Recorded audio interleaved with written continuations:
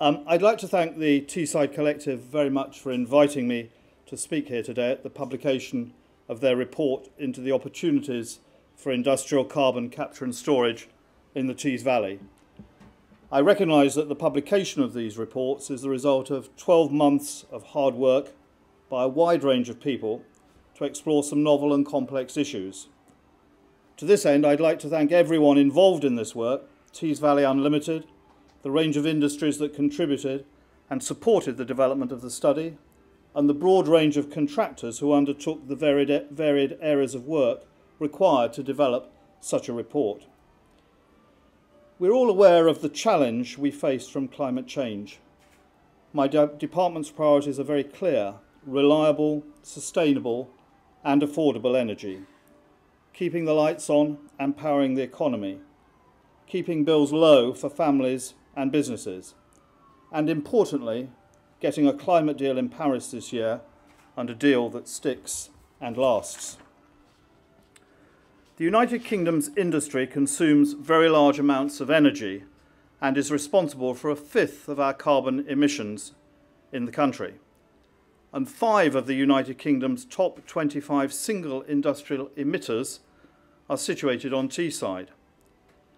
I'm aware that companies within Tees Valley have already done much to lower their carbon footprint, but to ensure these global industries remain competitive whilst they transition to low carbon, a step change will be required. It's for this reason that I'm very pleased that the Department of Energy and Climate Change supported the development of this study, alongside the development of 2 further Tees projects, one developing heat networks using waste heat, and another developing a low carbon action plan for the industrial cluster. These 3 projects aim to ensure a thriving industrial presence in the Tees Valley, whilst building the foundations for new industries, services and employment to develop. The benefits of integrated low-carbon industrial clusters were highlighted as a key conclusion in the Industrial 2050 roadmaps published earlier this year by my department. Tees Valley's vision is to become Europe's leading low-carbon industrial location.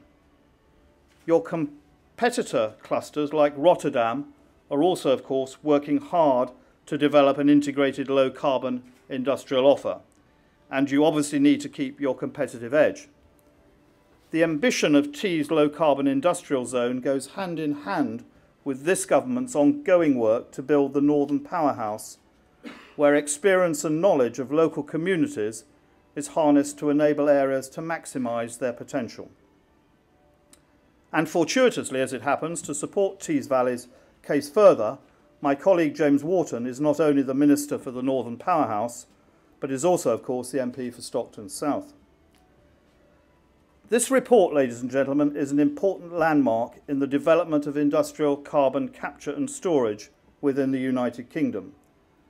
The market for chemicals, plastics and steel is changing. Consumers are increasingly demanding low-carbon products.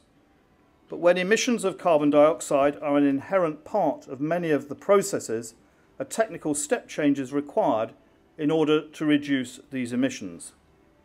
And in industries such as those on Teesside, evidence tells us that one of the most appropriate ways of reducing carbon dioxide emissions within the timescales needed is by implementing industrial carbon capture and storage. And it's a high priority for this government. Carbon capture and storage has the potential to change the whole game of tackling industrial carbon emissions. However, you and I are only too aware that such technologies are not cheap. And so the work that Teesside Collective is doing here to investigate the business case for industrial carbon capture and storage is an important step in making the economic case. This is vital before company boards will be willing to put pen to paper. The bottom line is these projects must be made commercially viable. So, ladies and gentlemen, carbon capture and storage has a key role to play as part of the United Kingdom's low carbon future for power and for industry. But we must get our approach right.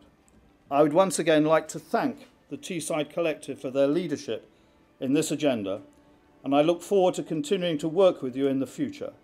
Thank you very much indeed.